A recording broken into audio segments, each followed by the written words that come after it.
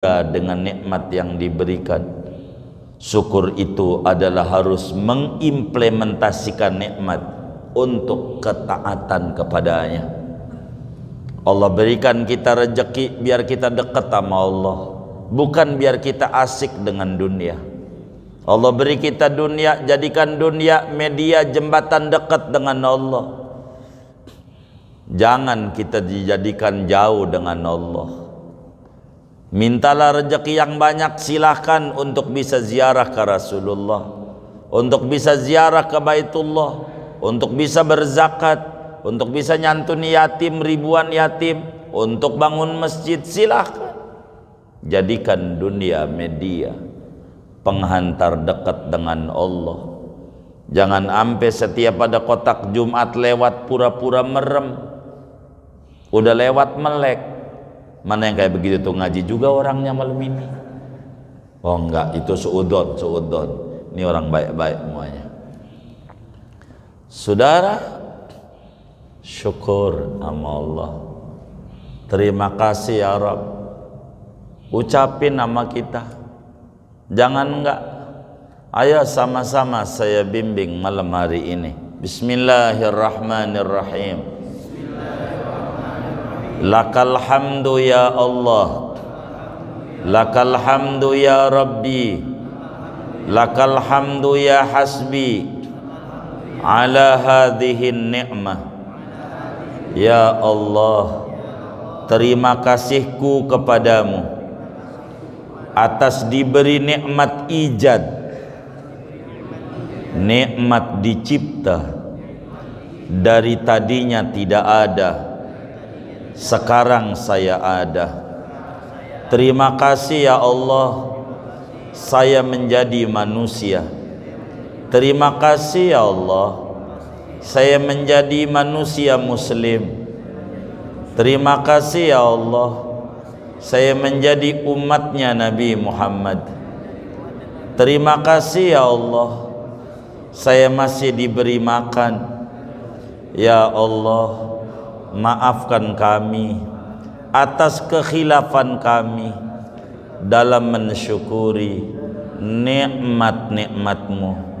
Ya Allah, hujamkan di hati kami kesyukuran atas nikmat ijad dan nikmat imdad yang diberikan.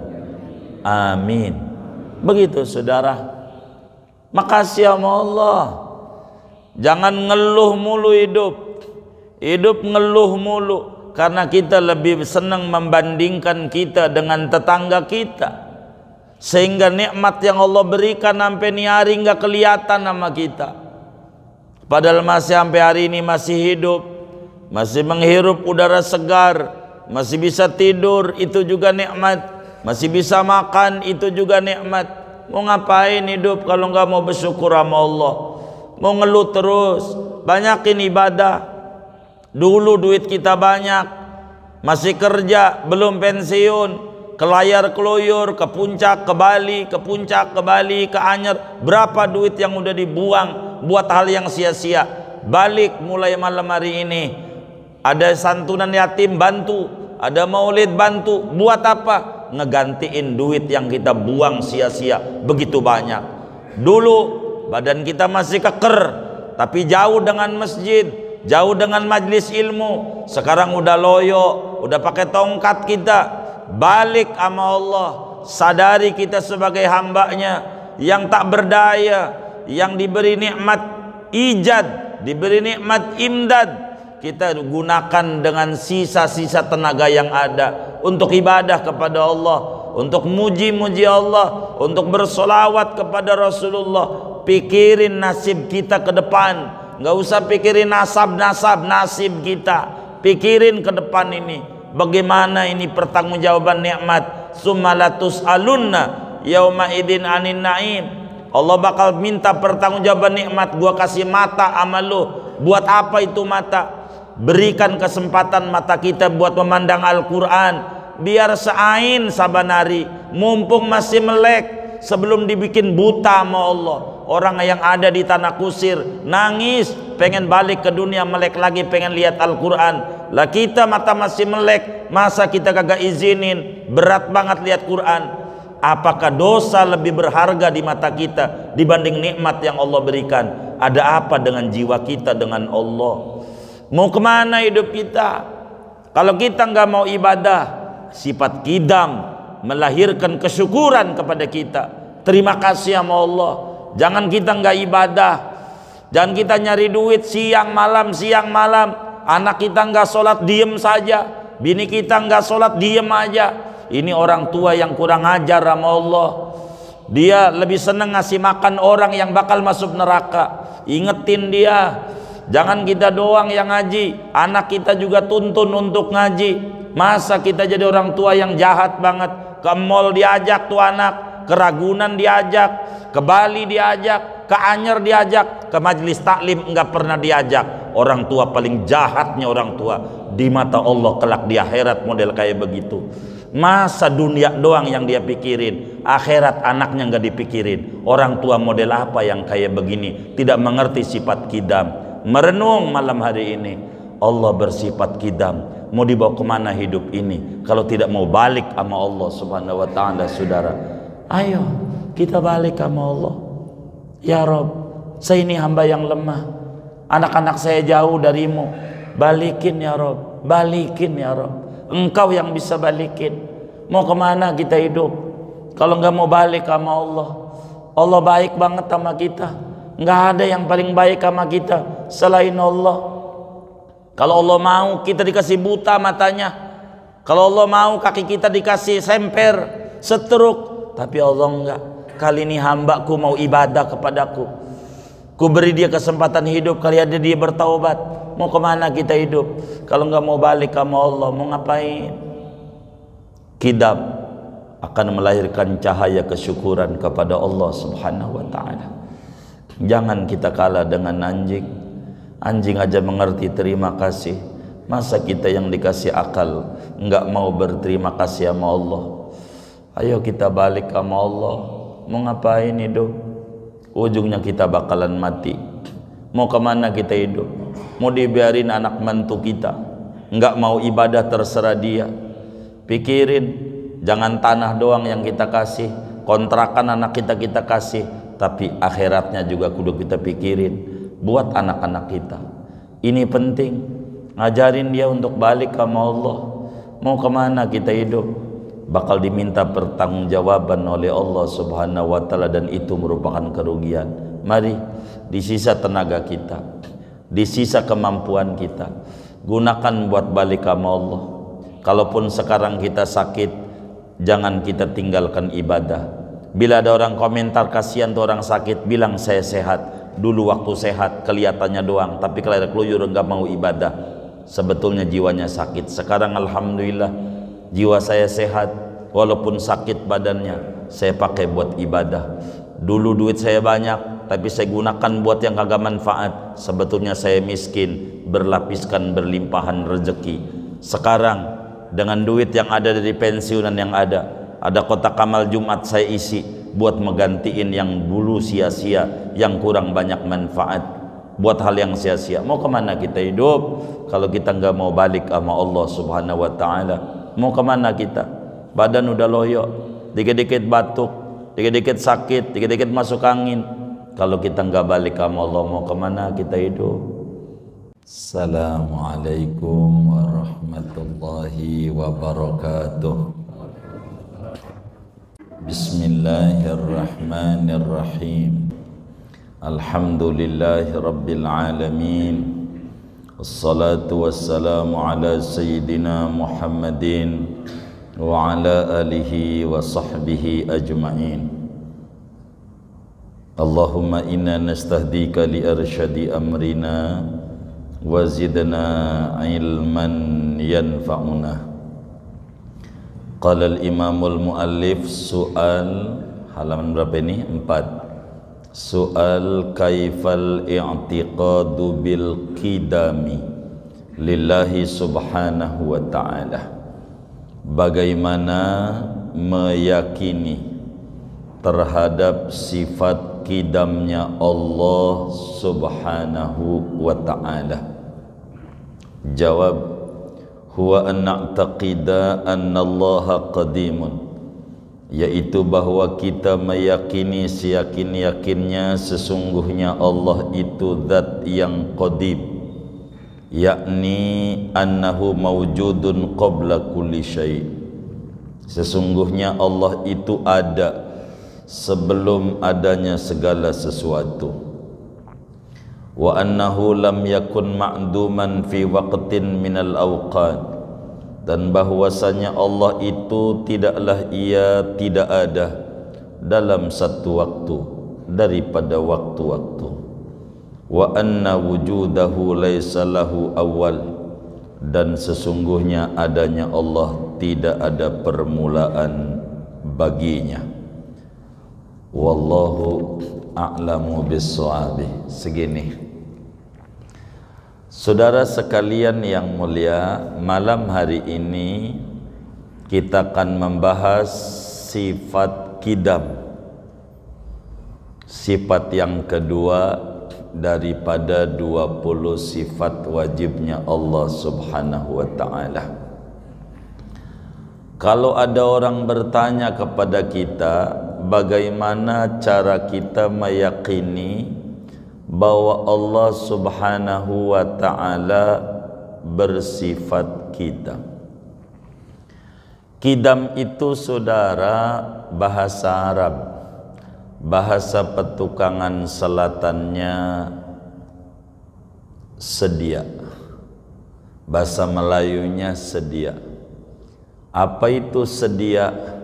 Sedia itu sedari dulu sudah ada, sedari dulu sudah ada. Apa itu sedari dulu sudah ada? Adanya Allah tidak ada permulaan. Adanya Allah tidak ada permulaan, tidak ada awal bagi adanya Allah. Itu qidam. Sehingga kalau pakai bahasa gampang dari ngaji yang udah kelewat, ada yang nanya sama kita, apakah Allah itu ada? Jawaban kita wujud. Jawaban kita, apakah Allah itu ada? Jawaban kita wujud. Timbul pertanyaan, sejak kapan Allah itu ada? Jawabannya qidam. Sedari dulu sudah ada. Sedari dulu sudah ada. Sehingga wajib menurut akal Allah Subhanahu wa ta'ala bersifat qidam. Akal sehat tidak terima jika Allah itu tidak bersifat qidam. Sulit akal menerima bila Allah itu tidak bersifat qidam. Qidam ini ada lawanannya. Lawanan qidam hudus. Lawanan qidam hudus.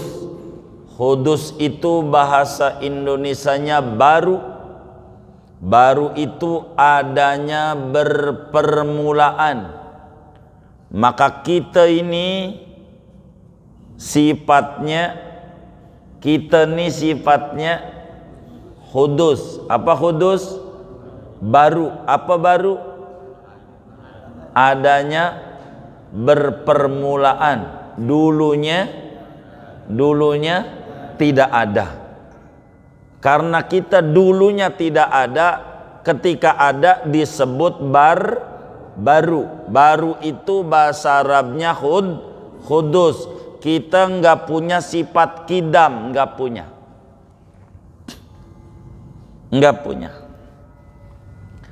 Qidam yang ada di makhluk itu baru zamani.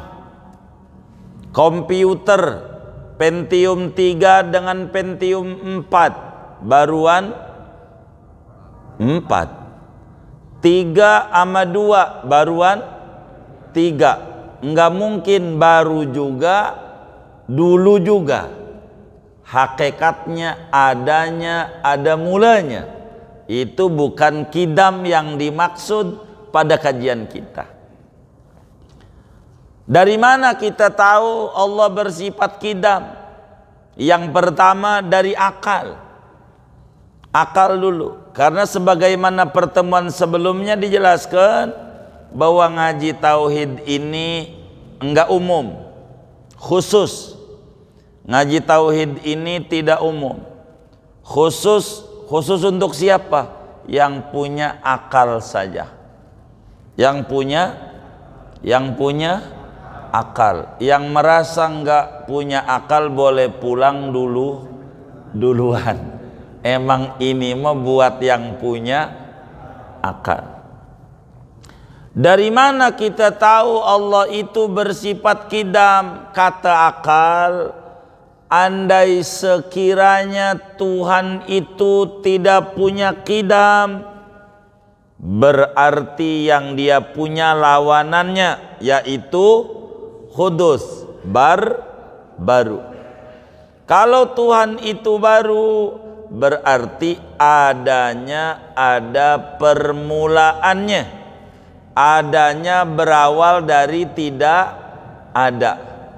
Kalau Tuhan itu ada permulaannya, berarti Tuhan kayak kita, karena kita ini ada permulaannya. Sejak kapan kita ada? Sejak lahir. Jadi di rahim ibu kita nggak ada. Sejak kapan kita ada? Iya, sejak ada di rahim ibu kita disebut ada. Begitu. Dulunya nggak ada. Kalau Tuhan itu adanya berpermulaan kayak kita, kalau kayak kita berarti Tuhan lemah. Tidak bisa mengadakan yang belum ada dan nggak bisa meniadakan yang ada. Karena lemah adalah sifat si baru. Kita ini namanya hadis, hawadis, makhluk. Makhluk itu sifatnya lemah. Makhluk itu sifatnya lemah. Sebab dia adanya berpermulaan. Kita ini sifatnya lemah. Dari mana kita tahu bahwa kita orang ini lemah? Banyak hajat-hajat yang di hati yang belum kesampaian. Ini di hatinya punya kepengenan enggak? Ini yang ngaji nih. Di hatinya punya kepengenan enggak? Hah? A punya, B tidak. C banyak enggak ada. Ini perhatiin nih. Ini yang ngaji ini di hatinya punya kepengenan apa enggak? Punya. Banyak apa dikit? Banyak. Yang udah hasil sama yang belum, banyak mana?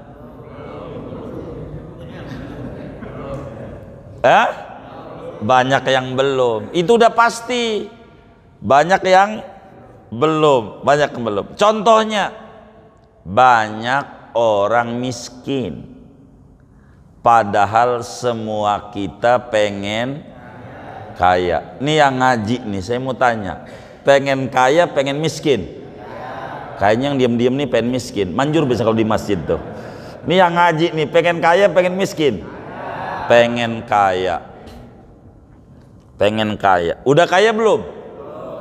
Belum. Kan maka baru pengen. Kalau pengen makan, udah makan belum? Ya belum. Bener nggak? Ya, belum. Gitu. Banyak orang yang masuk rumah sakit, padahal semua orang pengen sehat. Bener nggak? Ada nggak yang ngaji nih yang pengen sakit? Oh, nggak ada. Itu menunjukkan kita lemah. Kita lemah. Karena itu Tuhan tidak seperti kita. Tuhan tidak lemah. Tuhan tidak seperti kita. Tuhan tidak baru.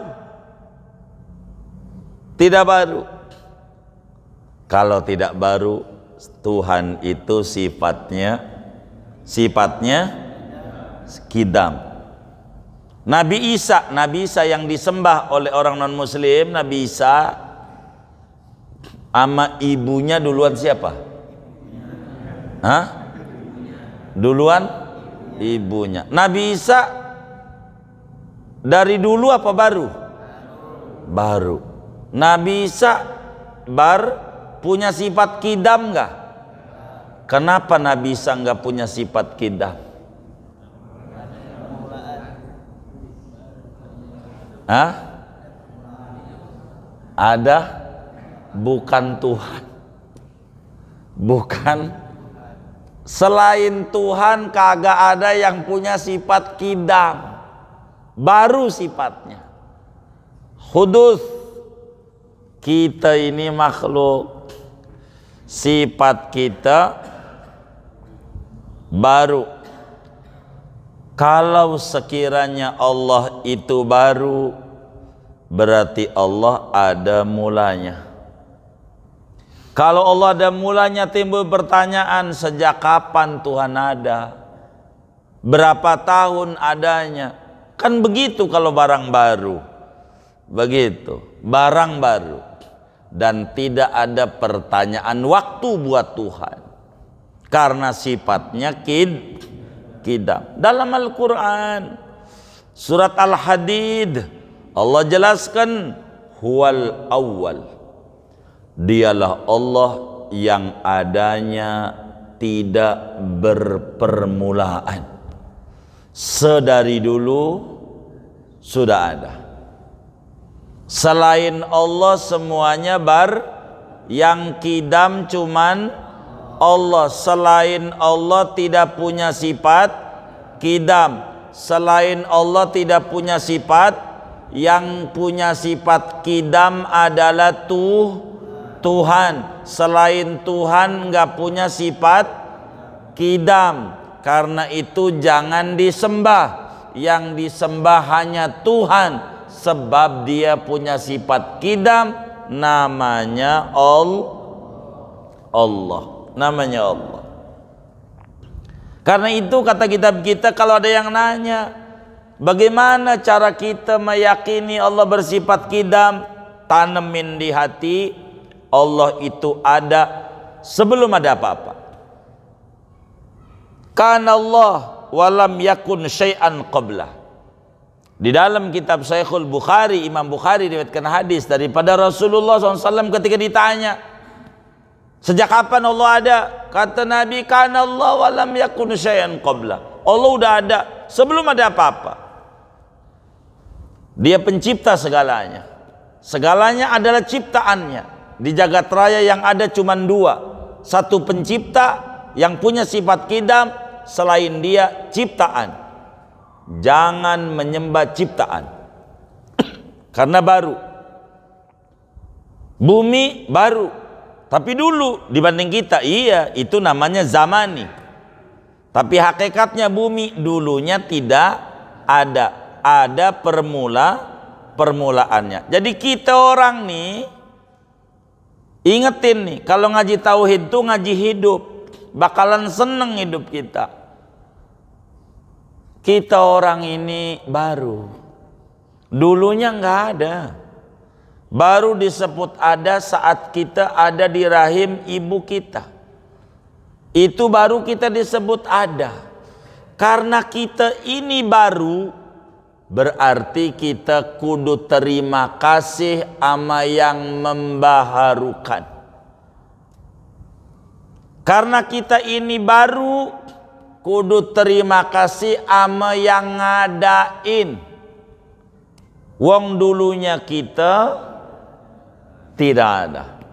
Dulunya kita tidak ada. Maka kita orang dikasih nikmat dua oleh Allah. Yang pertama namanya nikmatul ijad. Yang kedua namanya ni'matul imdad. Kata Ibnu Athaillah dalam hikamnya, ni'matani ma kharaja mawjudun minhuma wala budda likulli mukawwanin anhuma ni'matul ijad wa ni'matul imdad. Ada dua nikmat yang mana makhluk enggak bakalan lepas dari dua ini. Yang pertama dikasih nikmat oleh Allah namanya nikmatul ijad. Nikmat diadakan yang tadinya kagak ada. Udah ada, enggak asal ada, tapi dikasih imdad, nikmat-nikmat, sokongan-sokongan yang lainnya. Allah bisa aja cipta kita jadi ayam, bisa enggak? Tapi kita dipilih jadi manusia, itu udah nikmat besar. Jadi manusia dikasih akal, boleh aja kita nggak dikasih akal, boleh aja semuanya. Tapi Allah kasih kita nikmat kayak begini, itu adalah nikmat besar. Maka ngaji kita kalau mau disimpulin, pertama wajib menurut akal. Allah bersifat qidam. Akal sehat tidak terima jika Tuhan tidak punya sifat qidam.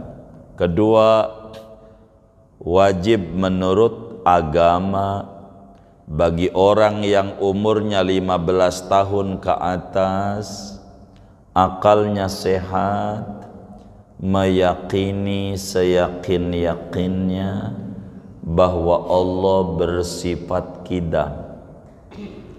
Tanemin di hati kita dengan keyakinan yang mantap, keyakinan yang bulat bahwa Allah sedari dulu sudah ada, sehingga kita dulunya tidak ada.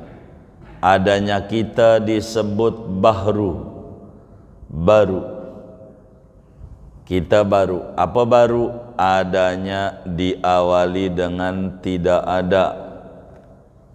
Setiap yang adanya diawali dengan tidak ada disebut baru. Dan kita namanya disebut makhluk baru.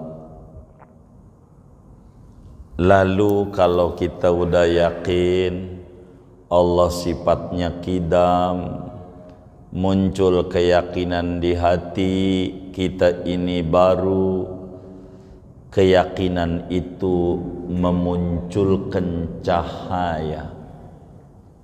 Sebab sifat Allah kalau dipelajari akan mengeluarkan seter, akan mengeluarkan cahaya yang terhujam dalam hati. Sifat Allah. Maka bagi orang yang yakin Allah bersifat qidam, muncul cahaya di hati namanya kesyukuran. Muncul cahaya di hati namanya terima kasih. Dan sudah menjadi tabiat manusia. Manusia itu punya karakter terima kasih kepada yang baik sama dia. Yang baik sama dia, dia terima kasih. Ini orang udah nolongin kita jadi menteri, apa maunya kita tolongin. Itu manusia.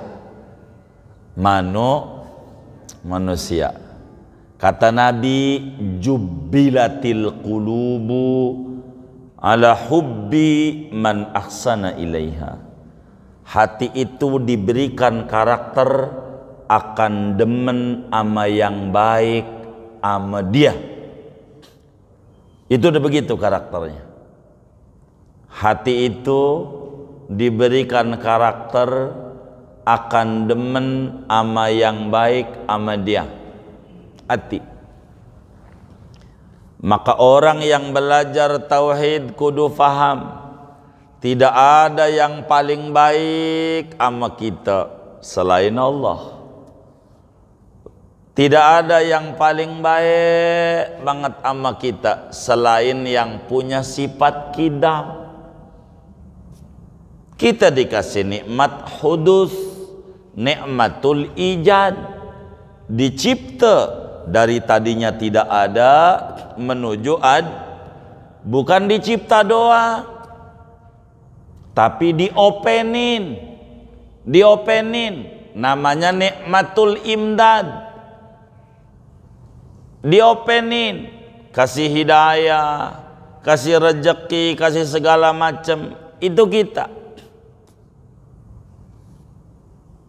Maka kita kudu terima kasih sama yang baik sama kita. Andai di petukangan ada pembantu,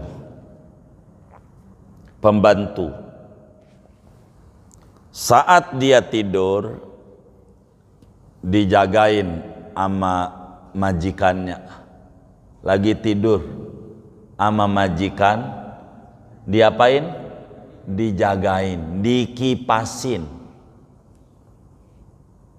Lagi tidurnya tuh pembantu, dijagain, takut kenapa-kenapa, majikannya yang jagain.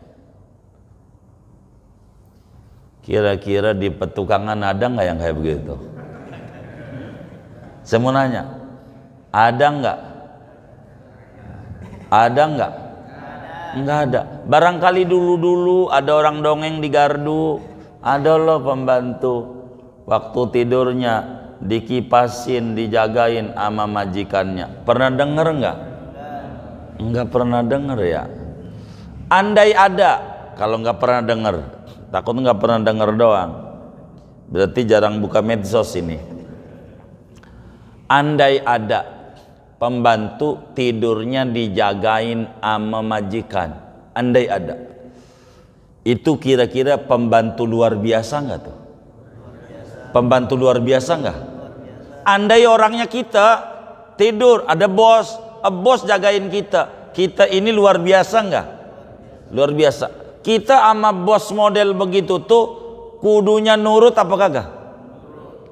Andai kita nggak nurut sama bos yang kita tidur dia jagain, itu orang model begini pembantu apa namanya? Pembantu apa namanya? Kurang ajar. Kenapa kurang ajar? Kenapa kurang ajar? Hah? Enggak terima kasih. Dan itu orangnya kita. Orangnya kita. Istri kita yang katanya waktu itu janji di bawah pohon pisang, Bang, pokoknya eneng sehidup semati, begitu janjinya di bawah pohon pisang. Tapi bohong, waktu kita tidur dia juga tidur, kagak jagain kita. Jadi waktu kita tidur tuh semut kagak masuk di kuping kita, enggak masuk waktu kita tidur. Ada yang jagain nggak? Ada yang jagain nggak? Siapa yang jagain? Allah, majikan kita. Enggak ada tuh semut yang masuk di kuping kita waktu kita tidur. Mulut kita tuh yang waktu tidur ngorok, ngiler juga, mulutnya nganga, kecoa nggak masuk di mulut kita. Andai masuk bisa, tapi ada yang jagain, kagak boleh. Ada yang jagain nggak? Siapa yang jagain? Allah. Allah jagain kuping kita, nggak boleh semut masuk. Kalau kita nggak nurut sama Allah, kebangetan. Kalau kita nggak ibadah, orang paling bodohnya orang. Enggak ngerti terima kasih. Enggak ngerti betapa yang punya sifat kidam baiknya luar biasa sama dia. Lalu dia enggak sholat 5 waktu, enggak puasa Ramadan, enggak mau ngaji. Waduh, ini orang tidak mengerti terima kasih sama yang baik sama dirinya. Dan tidak ada yang paling baik sama kita selain yang punya sifat kidam. Tidak ada yang paling sayang sama kita selain Allah. Kita tidur dijagain, Allah lindungi. Padahal tidurnya baca doa juga kagak, tapi Allah jaga. Apa enggak baik? Kalau kita benar-benar punya hati yang bening, terima kasih kita sama Allah yang udah jagain kita. Kata Imam Ghazali, fala takunanna aqalla minal kalab. Anda jangan ampe kalah dengan anjing. Orang yang udah ngaji sama sifat kidam jangan ampe kalah sama anjing. Anjing binatang yang kagak ada akalnya. Akalnya orang punya anjing. Tapi anjing mengerti berterima kasih. Ada orang punya anjing, dia kasih makan pagi, kasih makan siang, kasih makan malam, kasih makan. Kalau sakit dibawa ke dokter hewan, pagi siang malam kasih makan terus 3 bulan. 3 bulan kasih makan. Kira-kira tuh anjing yang dikasih makan 3 bulan nurut nggak sama yang ngasih makan? Nurut nggak? Kenapa dia nurut? Mengerti terima kasih. Anjing kalau pakai bahasa kata-kata tuh kata anjing, nih orang udah baik sama gue. Kata anjing, dia ngasih makan sama gue pagi siang malam, pagi siang malam 3 bulan. Sudah sewajarnya gua nurut sama dia. Habis dia baik banget sama gua, maka anjing disuruh go, jalan, stop, berhenti. Mengerti terima kasih. Dan saudara, kita orang Allah ngasih makan kita sampai nih malam. Udah berapa bulan? Yang jujur nih, udah berapa bulan? Hah? Udah berbulan-bulan dan udah bertahun-tahun. Ada yang malam ini udah 70 tahun kasih makan sama Allah. Ada yang malam ini 60 tahun Allah kasih makan. Ada nih malam 50 tahun Allah kasih makan.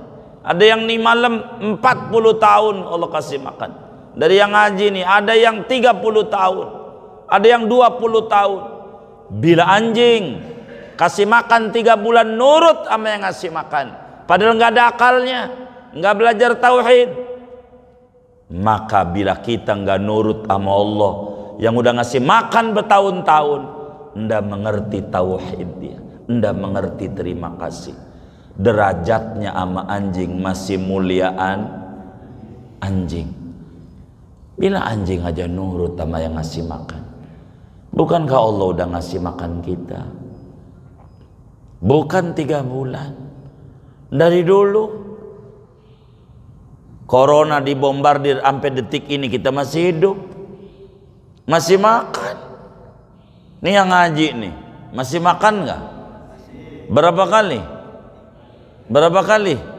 3 kali. Udah termasuk bakso belum? Udah termasuk bakso belum? Mie ayam belum? Siomay, batagor, itu sebelum orang susah.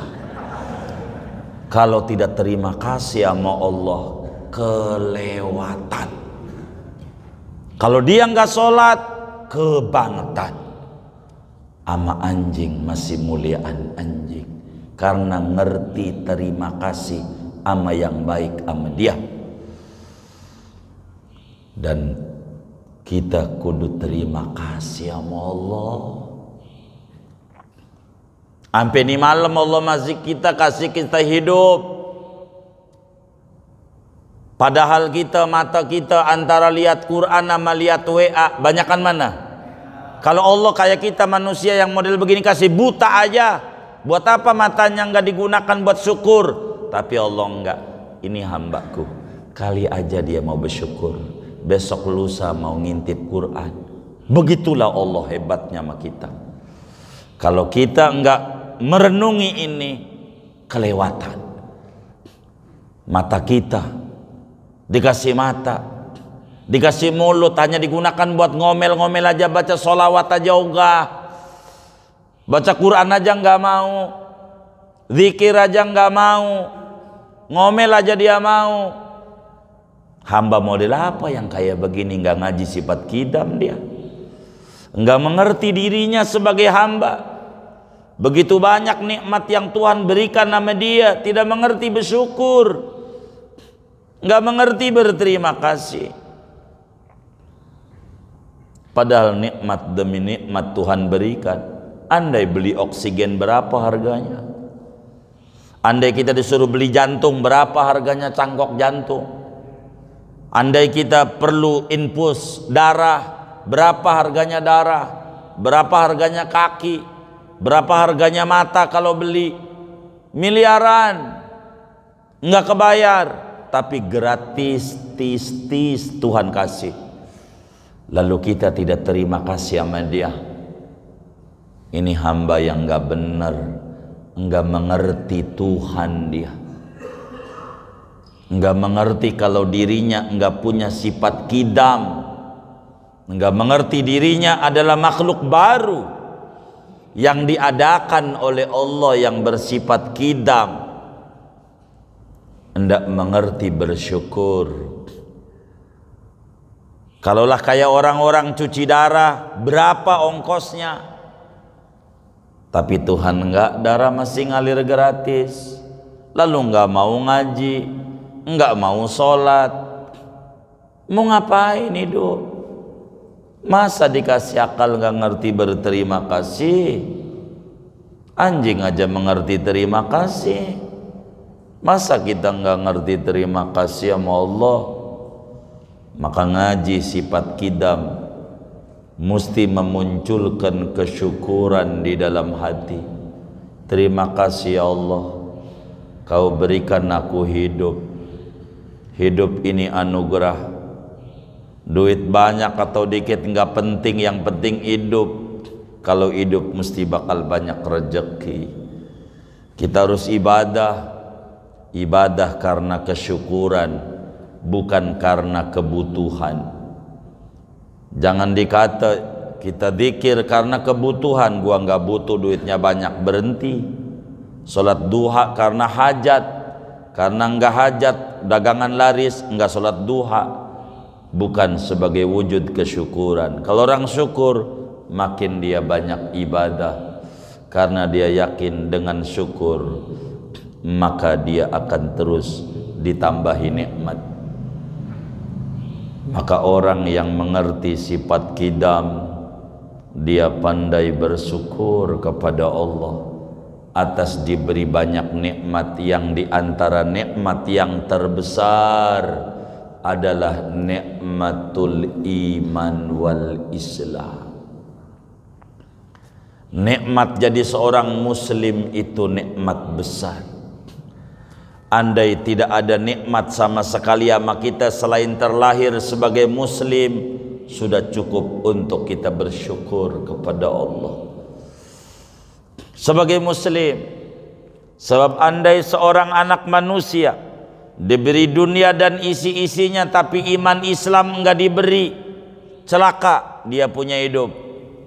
Tapi andai orang diberi iman Islam tapi enggak beri di dunia, enggak mengapa, sengsara sebentarlah di dunia, paling 60 tahun, habis itu mati, senang nanti di akhirat.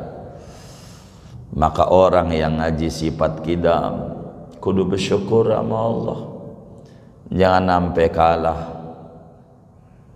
dengan anjing.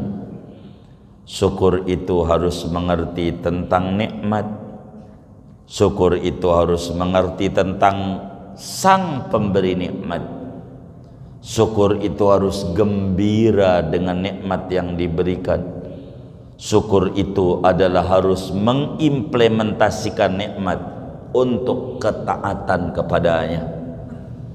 Allah berikan kita rezeki biar kita dekat sama Allah, bukan biar kita asik dengan dunia. Allah beri kita dunia, jadikan dunia media jembatan dekat dengan Allah. Jangan kita dijadikan jauh dengan Allah. Mintalah rezeki yang banyak, silahkan untuk bisa ziarah ke Rasulullah, untuk bisa ziarah ke Baitullah, untuk bisa berzakat, untuk bisa nyantuni yatim, ribuan yatim, untuk bangun masjid, silahkan. Jadikan dunia media penghantar dekat dengan Allah. Jangan sampai setiap ada kotak Jumat lewat pura-pura merem, udah lewat melek. Mana yang kayak begitu tuh ngaji juga orangnya malam ini? Oh enggak, itu suudon. Ini orang baik-baik semuanya. Saudara, syukur sama Allah. Terima kasih ya Rabb. Ucapin nama kita. Jangan enggak. Ayo sama-sama saya bimbing malam hari ini. Bismillahirrahmanirrahim. Lakal hamdu ya Allah, lakal hamdu ya Rabbi, lakal hamdu ya hasbi, ala hadhihin ni'mah. Ya Allah, terima kasihku kepadamu atas diberi nikmat ijad, nikmat dicipta, dari tadinya tidak ada, sekarang saya ada. Terima kasih ya Allah, saya menjadi manusia. Terima kasih ya Allah, saya menjadi manusia muslim. Terima kasih ya Allah, saya menjadi umatnya Nabi Muhammad. Terima kasih ya Allah, saya masih diberi makan. Ya Allah, maafkan kami atas kekhilafan kami dalam mensyukuri nikmat-nikmat-Mu. Ya Allah, hujamkan di hati kami kesyukuran atas nikmat ijad dan nikmat imdad yang diberikan. Amin. Begitu saudara. Makasih sama Allah. Jangan ngeluh mulu hidup. Hidup ngeluh mulu karena kita lebih senang membandingkan kita dengan tetangga kita, sehingga nikmat yang Allah berikan sampai ni hari nggak kelihatan sama kita. Padahal masih sampai hari ini masih hidup, masih menghirup udara segar, masih bisa tidur, itu juga nikmat. Masih bisa makan, itu juga nikmat. Mau ngapain hidup kalau nggak mau bersyukur sama Allah? Mau ngeluh terus? Banyakin ibadah. Dulu duit kita banyak, masih kerja, belum pensiun, kelayar keluyur, ke puncak, ke Bali, ke puncak, ke Bali, ke Anyer. Berapa duit yang udah dibuang buat hal yang sia-sia? Balik mulai malam hari ini. Ada santunan yatim, bantu. Ada maulid, bantu. Buat apa? Ngegantiin duit yang kita buang sia-sia begitu banyak. Dulu badan kita masih keker, tapi jauh dengan masjid, jauh dengan majlis ilmu. Sekarang udah loyo, udah pakai tongkat kita.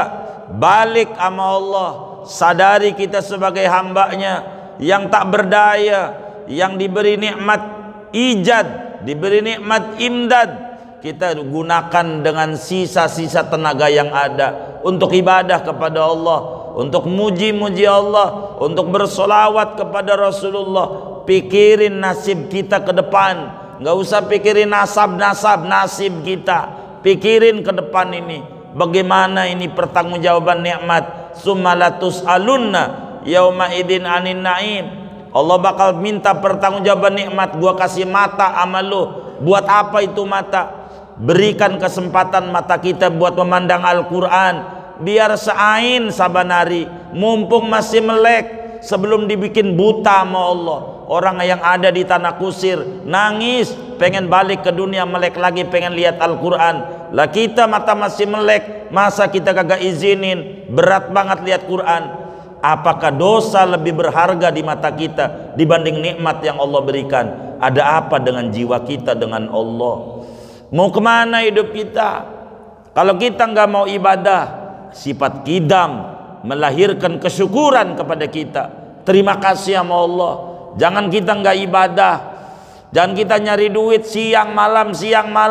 Anak kita nggak sholat diem saja, bini kita nggak sholat diem aja. Ini orang tua yang kurang ajar sama Allah. Dia lebih senang ngasih makan orang yang bakal masuk neraka. Ingetin dia. Jangan kita doang yang ngaji, anak kita juga tuntun untuk ngaji. Masa kita jadi orang tua yang jahat banget? Ke mall diajak tuh anak, ke Ragunan diajak, ke Bali diajak, ke Anyer diajak, ke majelis taklim enggak pernah diajak. Orang tua paling jahatnya orang tua di mata Allah kelak di akhirat model kayak begitu. Masa dunia doang yang dia pikirin, akhirat anaknya enggak dipikirin. Orang tua model apa yang kayak begini? Tidak mengerti sifat kidam. Merenung malam hari ini, Allah bersifat kidam. Mau dibawa kemana hidup ini kalau tidak mau balik sama Allah subhanahu wa ta'ala? Saudara, ayo kita balik sama Allah. Ya Rob, saya ini hamba yang lemah, anak-anak saya jauh darimu. Balikin ya Rob, balikin ya Rob. Engkau yang bisa balikin. Mau kemana kita hidup kalau nggak mau balik sama Allah? Allah baik banget sama kita. Nggak ada yang paling baik sama kita selain Allah. Kalau Allah mau kita dikasih buta matanya, kalau Allah mau kaki kita dikasih semper, setruk. Tapi Allah enggak. Kali ini hambaku mau ibadah kepadaku, ku beri dia kesempatan hidup, kali ada dia bertaubat. Mau kemana kita hidup kalau nggak mau balik sama Allah? Mau ngapain? Kidam akan melahirkan cahaya kesyukuran kepada Allah subhanahu wa ta'ala. Jangan kita kalah dengan anjing. Anjing aja mengerti terima kasih. Masa kita yang dikasih akal nggak mau berterima kasih sama Allah? Ayo kita balik sama Allah. Mau ngapain hidup? Ujungnya kita bakalan mati. Mau kemana kita hidup? Mau dibiarin anak mantu kita nggak mau ibadah, terserah dia. Pikirin, jangan tanah doang yang kita kasih, kontrakan anak kita kasih, tapi akhiratnya juga kudu kita pikirin buat anak-anak kita. Ini penting, ngajarin dia untuk balik sama Allah. Mau kemana kita hidup? Bakal diminta pertanggungjawaban oleh Allah subhanahu wa ta'ala, dan itu merupakan kerugian. Mari di sisa tenaga kita, di sisa kemampuan kita, gunakan buat balik sama Allah. Kalaupun sekarang kita sakit, jangan kita tinggalkan ibadah. Bila ada orang komentar kasihan tuh orang sakit, bilang saya sehat. Dulu waktu sehat kelihatannya doang, tapi kalau ada keluyur enggak mau ibadah, sebetulnya jiwanya sakit. Sekarang alhamdulillah jiwa saya sehat, walaupun sakit badannya, saya pakai buat ibadah. Dulu duit saya banyak, tapi saya gunakan buat yang kagak manfaat. Sebetulnya saya miskin, berlapiskan berlimpahan rezeki. Sekarang dengan duit yang ada dari pensiunan yang ada kotak amal Jumat saya isi buat menggantiin yang dulu sia-sia, yang kurang banyak manfaat, buat hal yang sia-sia. Mau kemana kita hidup kalau kita nggak mau balik sama Allah subhanahu wa ta'ala? Mau kemana kita? Badan udah loyo, dikit-dikit batuk, dikit-dikit sakit, dikit-dikit masuk angin. Kalau kita nggak balik sama Allah, mau kemana kita hidup? Duh, kita hamba yang tidak mengerti, hamba yang linglung. Balik kita sama Allah, tangisi lewat pintu Rasulullah. Banyakin baca solawat, banyakin baca solawat. Kita baca Allahumma salli ala sayyidina Muhammad wa ali walil khandaq waftah lana walil muslimin min khairi kulli mughlaq. Tuhan, Kebaikan-kebaikan masih terkunci, tolong dibuka Tuhan, biar saya melek, mengerti jadi hamba-Mu ya. Mengerti menjadi hamba. Engkau bersifat kidam, saya kudus, saya baru. Saya harus berterima kasih kepadamu. Tanamkan di hati kami kesyukuran atas nikmat-Mu ya Rabb. Begitulah kita harusnya. Dan inilah pentingnya kita ngaji tauhid, biar kita melek. Gampang sholat montar, habis tauhid dulu. Nanti udah ngaji tauhid bakal mengerti sholat itu adalah kenikmatan, karena di dalamnya ada wujud kesyukuran. Ngaji adalah kenikmatan karena di dalamnya adalah wujud kesyukuran kepada Allah. Dan kita yakini Allah dari dulu sudah ada dan kita tidak ada. Kalau kita dulunya nggak ada, baru kemudian ada, kita pernah ngalamin tidak ada dan bakalan ngalamin tidak ada. Sementara Allah adanya tidak berpermulaan, nanti bakal adanya tidak berakhiran. Dan malam hari ini kita baru ngaji kidam. Karena itu mari saudara munculkan cahaya kidam sebagai wujud kesyukuran kepada Allah Subhanahu wa taala atas kemampuan yang tersisa. Moga-moga aja dengan itu Allah tutup akhir-hayat kita dalam keadaan husnul khatimah. Mudah-mudahan Allah tutup akhir-hayat kita dengan husnul khatimah.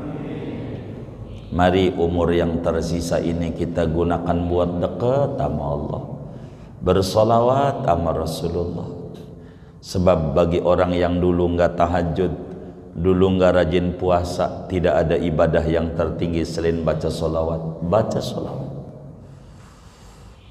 Biar mudah baca solawat, banyakin istighfar, taubat sama Allah, banyak nikmat yang kita gunakan sia-sia. Dulu kita punya mata melek, kurang lihat Quran, lamur nggak apa-apa. Udah lihat aja Quran, lihatnya doang dapat ganjaran, walaupun nggak bisa baca, nggak apa-apa. Karena ini penting, mumpung mata masih diizinkan melek, pandang tuh Al-Quran. Pandang doang nggak apa-apa, nggak baca. Karena memandangnya ibadah, apatah lagi baca, double ibadah. Mau kemana hidup kita? Toh ujungnya kita bakalan mati. Siapa yang mau nolongin kita? Anak kita? Belum tentu. Bini kita? Belum tentu. Yang bisa nolongin kita adalah kita sendiri. In ahsantum ahsantum li anfusikum. Kalau anda berbuat baik, buat anda juga. Wa in asatum falaha, anda tidak mau ibadah, kerugian buat anda juga. Maka mumpung masih hidup, mau kemana kita hidup tujuannya? Kalau nggak mau dekat dengan Allah, ngaji kidam menghantarkan kita menjadi hamba yang mengerti bersyukur. Kita harus memandang dunia hal biasa, jangan dunia luar biasa. Yang luar biasa adalah Allah yang punya dunia, bergantung sama Allah. Jangan tujuan hidup dunia, wong ada di dunia kok tujuannya dunia, rugi. Di dunia tujuannya Allah supaya selamat nanti di akhirat. Dan ini adalah salah satu makna dari ngaji malam hari ini tentang sifat kidamnya Allah. Mudah-mudahan Allah berikan kemanfaatan kepada kita bersama, sehingga kehidupan kita lebih baik lagi, lebih baik lagi, dan lebih baik lagi. Amin ya rabbal alamin. Segini aja lah. Ada yang ditanya mungkin dari materi ini, atau ada luarnya? Sebelum doa dipersilakan. Allah.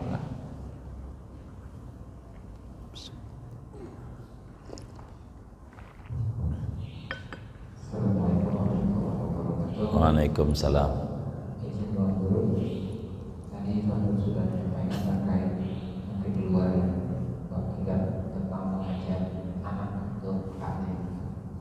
Kebetulan kami paling besar anak SD kelas 6. Sebelum sekolah sampai dengan TK sampai dengan kelas 1 mungkin sebelum COVID masih sering anak jamaah masuk. Nah begitu besar kelas 6 sekarang jamaah memang agak tidak terlalu kita anak sama teman karena anak mereka kapasitasnya, jadi tidak sama ayahnya. Apalagi untuk taklim, karena kan di sini memang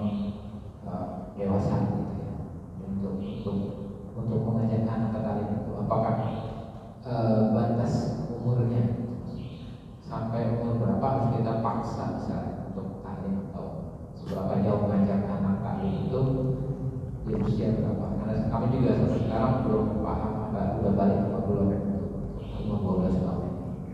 Jadi seberapa usianya untuk kita bisa memaksa itu untuk apa nunggu dia SMP atau SMA semua nasihat menurut saya.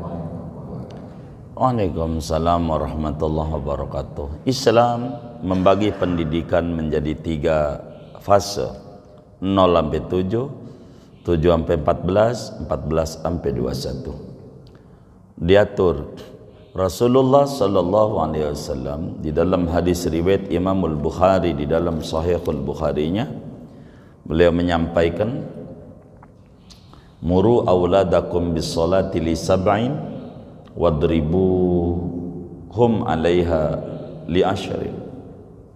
Suruh anakmu untuk mengerjakan salat, yakni ibadah, ketika beranjak umur 7 tahun dengan ancaman, namun ketika umur 10 tahun tidak ibadah, kamu harus sentil dia. Begitu. Sehingga ketika ditanya sejak kapan anak itu harus dididik, maka dijawab oleh agama sejak belum lahir. Anak itu harus dididik sejak sebelum dia lahir. Bagaimana? Carikan calon ibu yang baik. Sebab nisa'ukum harsul lakum. Istrimu itu ladang buat menanamkan benih padanya. Bila benih itu bagus, ditaruh di ladang yang tandus, maka hasilnya tidak bagus. Tapi bila itu udah kelewat, disuruh nyari bini lagi. Nanti begitu lagi pikirannya. Jangan. Itu jadi puyeng yang kayak begitu. Bukan. Kalau itu udah kadongan, karena nanyanya baru sekarang, coba zaman bujangan nanyanya, ntar dibilangin. Jangan sampai nyalain gurunya ini. Bagaimana kalau kemudian sudah kita lahir, maka Islam dididik dari lahir. Bagaimana ketika lahir harus diadzankan kuping kanan, qomat kuping kiri, bacain inna anzalnahu kuping kanan, bacain al-ikhlas kuping kiri. Umur 7 hari akekahin dia dengan akekah yang benar, bukan yang 700.000 akekah udah jadi. Kambingnya umur berapa upah motongnya, padahal akekah itu hukumnya sama seperti kurban. Berapa kambing kurban? 5 juta, berarti akekah juga baru kambingnya aja 5 juta. Kalau 5 juta, karena kalau kambing Jawa umurnya 2 tahun, kurang sehari nggak seakekahnya, sama dengan anaknya belum diakekahin. Mana akekahnya 750.000, udah motong, udah dianterin sama dus sama nasi. Tuh kambingnya kira-kira yang dipotong bunyinya ma, kambing anakan, nyari emaknya, belum diakekahi berarti anak itu. Karena asal dia tidak mengikuti ajaran Rasulullah, yang penting motong. Akekahi dengan benar anak itu. Begitu, kambingnya harus benar. Begitu, kambingnya harus 2 tahun kalau kambing Jawa. Kalau domba setahun. Begitu, kurang sehari kagak jadi. Ini harus benar-benar. Ini namanya pendidikan buat anak.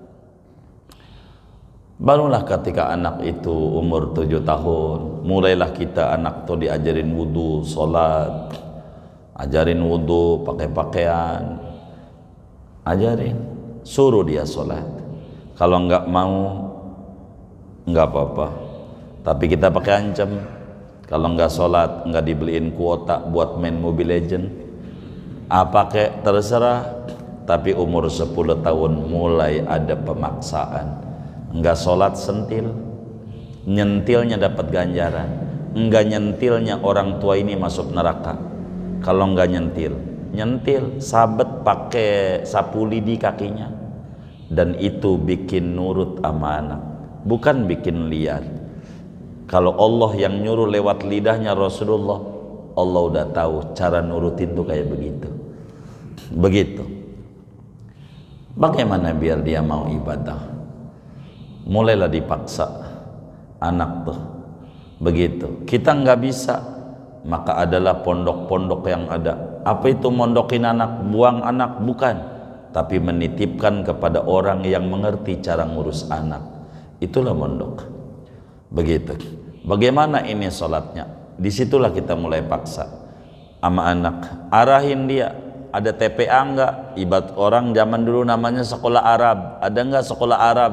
Madrasah siang, TPA lah istilahnya. Ada, arahin tuh di TPA. Lihat programnya, diajarin tauhid enggak? Karena itu wajib belajar tauhid. Begitu. Wajib dia belajar fikih, wajib dia belajar akhlak. Ajarin dia akhlak. Ini adalah kewajiban kita orang tua. Kewajiban kita. Dalam surat Maryam, ya Yahya khudil kitaba biquwwah wa atainahu al-hukma sabiyya wa hananan min ladunna wa zakah wa kanat taqiyya wa barram biwalidayhi wa lam yakun jabbaran asiya. Bagaimana pola pendidikan anak dari kecil? Dia harus ditanamkan pendidikan yang baik dan benar. Ini adalah hal yang paling pokok. Kalau orang tua yang konsen, maka dia yang pertama-tama dipusingin adalah anak yang gak ibadah. Bukan makan yang ditanya. Udah dohor, medianya banyak. Tanya, dohor, udah sholat belum? WA, buat apa kita ngasih kuota buat Mobile Legends doang? Tanya, sholat belum? Udah, baik. Sekedar tanya kalau udah gede. Tapi kalau masih kecil, perlu ditekan. Kenapa perlu ditekan? Biar nanti terbiasa. Kalau bayi nggak ditekan, karena bayi nggak minta makan, udah kagak kasih makan sampai seminggu, modar tuh bayi. Ditekan, taruhin di tete. Kenapa? Biar terbiasa. Masih kecil paksa makan, biar terbiasa. Nanti mengerti di mana lapar dia pengen makan, karena udah terbiasa. Begitulah agama, dan ini adalah tugas kita bersama kepada anak-anak kita. Dan ini yang paling repotnya. Kata Allah dalam surat Tahrim, ya ayyuhalladzina amanu qu anfusakum wa ahlikum nara. Wahai orang yang beriman, jaga dirimu dan anak binimu dari neraka. Apa maknanya dijaga? Adibuhum wa allimuhum amra dinihim. Didik, ajarin urusan agama. Karena ini kewajiban kita. Kewajiban kita. Ini adalah repot. Dan berapa banyak di akhirat nanti orang tua yang rajin ibadah, rajin ke masjid, ujungnya masuk neraka gara-gara masa bodoh anaknya sholat apa kagak. Dan ini adalah musibah besar pada dirinya. Musibah besar. Oleh karena itu kita harus paksa dari kecil. Bimbing dia di majlis-majlis ilmu yang benar. Terserah teknis. Kalaupun saya tadi nyuruh ngaji, enggak mesti harus ngaji sama saya. Guru mau teknis, guru boleh mati, guru boleh ganti. Ngaji mesti terus.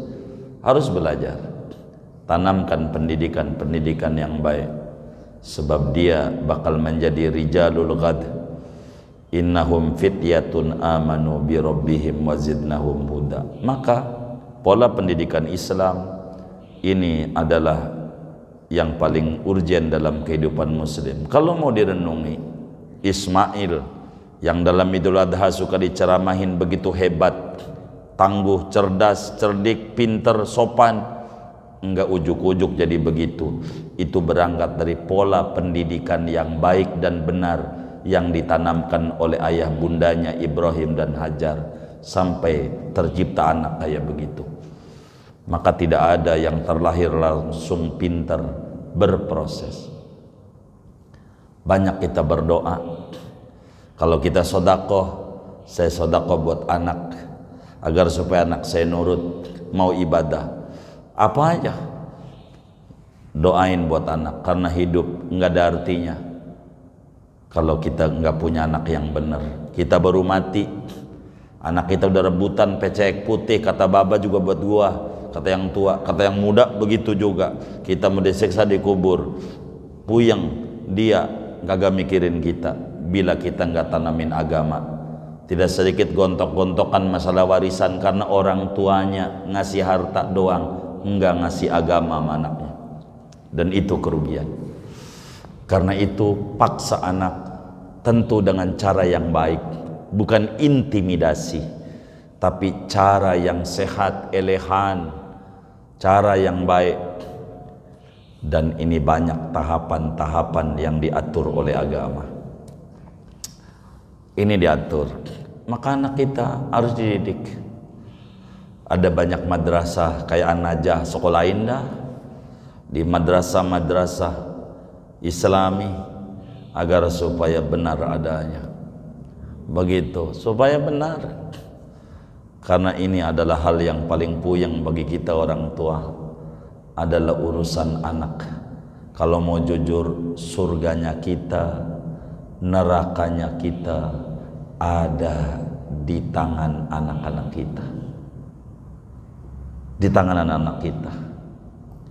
Biar kita orang bodoh, orang enggak terkenal, kalau anak kita menjadi orang mulia, ke bawah mulia juga tuh orang tua. Tapi bila orang tua itu mulia, anaknya hancur, jatuh tuh orang tua gara-gara anaknya. Jatuh orang tua gara-gara anak. Tidak sedikit. Ada orang hartanya banyak, anaknya nggak dididik, mohon maaf kena narkoba, habis banda orang tua demi anak. Ratusan juta dikorbanin buat nyogok orang, buat ngeluarin anaknya dari penjara. Coba kalau dia dipondokin, nggak perlu ratusan juta kayak begitu. Murah pondok, murah. Coba dipikirin kayak macam Yai Sukron Makmun, pondok di Jakarta Selatan tuh Yai Sukron, 750.000 sebulan, makan 3 kali. Pikirin, di rumah aja jajan anak nggak cukup, diajarin agama, ajarin Quran, ajarin ini, coba segitu. Begitu. Kita aja nggak keurus, tapi saking tulusnya kiai kayak begitu. Artinya ini yang kita harus pusing terkait anak kita. Anak kita enggak mesti menjadi orang pinter, tapi jadikan anak orang bener. Pinter banyak tuh yuk, yang korupsi itu orang pinter, tapi dia tidak benar. Kalau benar insya Allah jadi pinter. Bener dulu dah. Dan ini yang paling puyeng sama kita. Banyakin doa, Rabbana hablana min azwajina wa dzurriyyatina qurrata ayun waj'alna lil muttaqina imama. Ini yang harus banyak kita baca supaya kita menjadi kepala rumah tangga. Waj'alna lil muttaqina imama, jadikan kami menjadi kepala rumah tangga bagi anak bini yang benar-benar semua. Dan ini adalah hal yang paling penting. Sering kita korbanin duit kita buat anak kita. Begitu. Buat di les bahasa Inggris mahal kita bayar. Tapi kita nggak bener sama guru TPA-nya sampai 3 bulan nunggak. Sian saya sama guru TPA. 3 bulan nggak dikasih duit. Betapa kita nginjak-nginjak agama kita lebih tanpa kita sadari. Hormatlah tuh sama guru TPA yang ngajarin Fatihah. Kita belum seperti orang-orang dulu. Coba kita buka lembaran sejarah cicitnya Rasulullah sallallahu alaihi wasallam. Sayyidina Ali Zainal Abidin punya anak namanya Muhammad Al-Bagir. Waktu ngaji Quran kepada Abdurrahman As-Silmi, baru juga dipondokin TPA, bisa baca Fatihah. Dites sama abahnya, ngaji apa tadi? Fatihah katanya, Mbak. Coba Bapak pengen denger. Baca bismillah sebadolin amin, cakep. Langsung dia bilang sama pembantunya, ada berapa unta di kandang? 12.000 ekor. Kasih sama gurunya. 12.000 ekor unta. Wis sapi aja, ada sapi. Kalau unta mau nggak ada di sini, sapi. Berapa itu 12.000 itu? Kali aja 30 juta. Udah banyak aja dah, miliaran. Ketika Abdurrahman As-Silmi bilang ayastahzi'ubi, apakah Ali Zainal Abidin mengejek saya ini? Sampai kayak begini ngasih banyak banget, miliaran. Kata Zainal Abidin, enggak. Itu Fatihah turun 70.000 malaikat yang awal. Saya girang anak saya ngerti agama darimu, gua kasih. Itu mah kita kagak mau guru TPA, nunggak lagi. Sampai diminta kagak ngasih juga. Tapi amal les bahasa Inggris aja belum minta juga kita bayar setahun. Innalillahi wa inna ilaihi raji'un. Mana orang kayak begini, orang yang ngaji juga lagi malam hari ini. Ya Allah, Islam kita juga yang injak. Ini bahaya, bahaya. Mari kita renungi bersama. Jangan sampai salah kita melangkah, dan ini bakal menjadi repot adanya, repot adanya. Dan kita berharap kepada pemerintah juga, kelak besok yang jadi menteri pendidikan benar-benar ahli pendidikan. Jangan sampai pedagang. Kalau pedagang untung rugi, tapi ahli pendidikan itu demen pengorbanan, kagak mau dipikirin. Harus pakar pada bidangnya. Kalau bukan pakar repot. Pendidikan berubah kurikulumnya, berkali-kali bisa berubah. Begitu, bisa sampai 12 kali kita berubah. Begitu. Sekarang ini nama kurikulumnya, kurikulum apa itu? Merdeka. Kemarin-kemarin penjajahan. Begitu. Saya nggak ngerti habis merdeka ini apalagi ini, penjajahan lagi jangan-jangan. Maka ini yang harus dipikirin. Masa kurikulum gonta-ganti, borong muridnya, guru yang ngajar aja puyeng guru. Mendingan ngaji aja di malam Sabtu, gurunya itu. Begitu. Menenanya juga lagi gurunya. Tuh begitu coba saudara. Maka karena itu kita harus berdoa bersama ini. Karena ini pendidikan tanggung jawab kita bersama. Kita harus didik dengan benar anak-anak kita. Dan kita harus bertanggung jawab kepada segalanya. Ya mudah-mudahan Allah selamatin kita, anak-anak kita, keluarga kita, semuanya selamat, agamanya selamat, dunianya selamat, lingkungannya selamat, termasuk bangsa kita. Amin ya rabbal alamin. Segini aja. Wassallallahu wasallam ala khairal qasam Muhammad.